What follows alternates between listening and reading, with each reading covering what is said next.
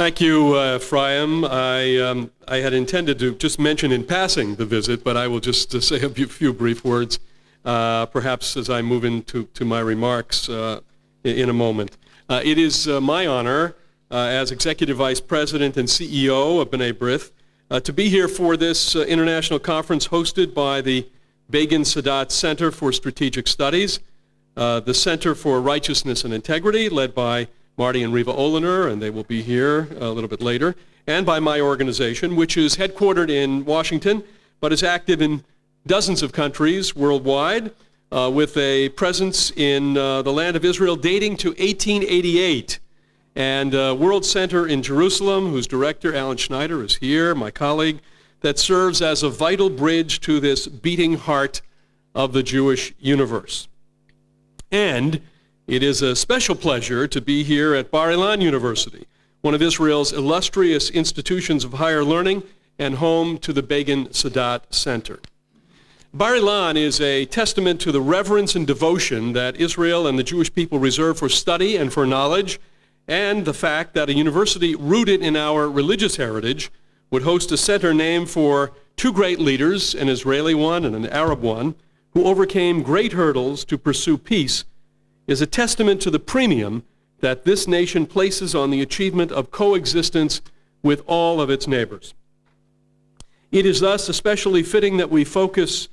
on our very timely topic today, strategic challenges in Saudi Arabia, Iran, and the Gulf.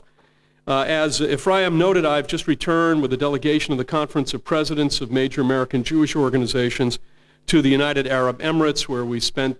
several days, and we met with leaders of that country, which is engaged in some very important transformational projects, not only in terms of its a relationship to the United States,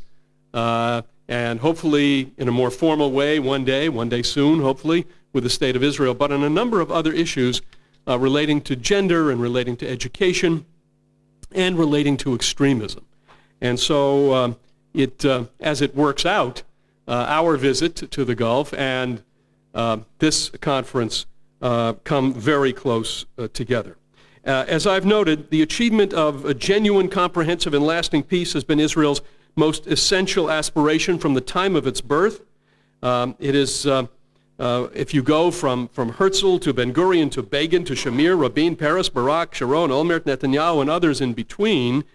and others not necessarily occupying foremost national leadership positions, peacemaking has been undergirded by a basic hope that it will ultimately prove possible. This hope has been tempered by the awareness of all too many and all too powerful forces and factors mitigating against the realization of a firm and final peace. And so, sadly, the Egyptian-Israel Accord, the Jordanian-Israeli Accord, the Oslo peace process with the PLO, Israel's total withdrawal from South Lebanon, Israel's total withdrawal from Gaza, the second Camp David peace summit, and more have been counterbalanced and followed by persistent threats and acts of aggression, small and large. The opening of Israeli trade offices in the Gulf states during the 1990s and of similar Arab offices opening in Israel at that time was followed by their closure. The Saudi-led 2002 Arab Peace Initiative, whatever its substantial pitfalls, was adopted by the Arab League, and that has been thrown into confusion by Iran, by its co-conspirators and proxies, by covert contact, security cooperation, and even diplomatic relations between regional governments and Israel has not really trickled down to the societal level in the Arab states. And there has been no respite from those states' unremitting demonization and agitation against Israel at the UN and other international bodies. Again, though, in the Middle East there is often more to the story than meets the eye. And even here, with long cultivated enmity and conflicting political claims, often rooted in theological ones, manifestations of progress do emerge and take hold over time.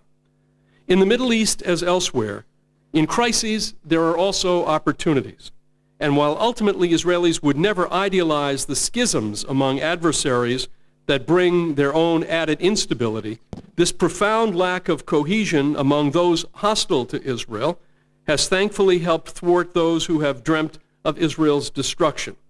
while a pragmatic, the enemy of my enemy is my friend outlook has increasingly opened the eyes of Sunni Arab leaders to the fact that while Israel poses no threat to unthreatening neighbors,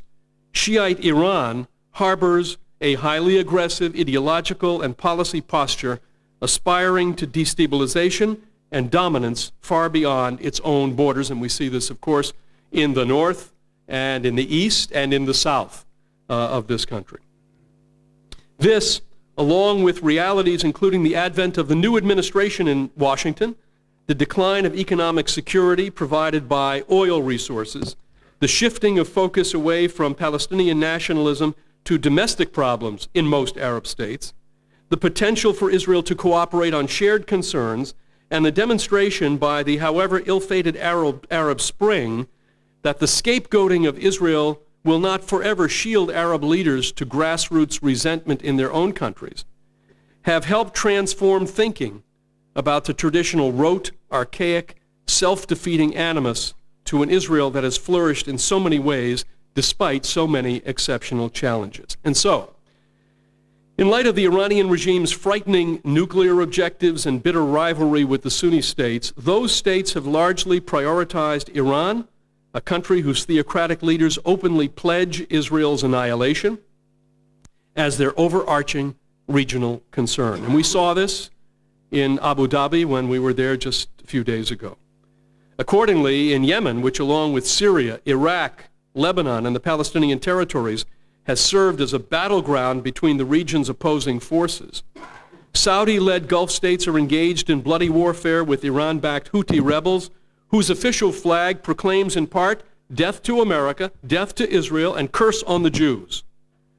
In the Gulf itself, coziness with Iran or with its terrorist beneficiaries has also been an important contributor to the fragmentation of an alliance that has seen Qatar experiencing an alienation from it by its immediate Arab neighbors. And even in Iran, grassroots exhaustion over the regime's ideologically motivated foreign ventures and squandering of national resources recently led some protesters to publicly call for redirecting those resources to domestic needs rather than to the Palestinians and other forms of jihadism and terror that the Iranians back. So this landscape, for all the uncertainty that it poses to Israeli decision makers, ordinary Israeli citizens in the world, does provide a new set of circumstances that could just, if not resolve Israel's long-standing existential threats,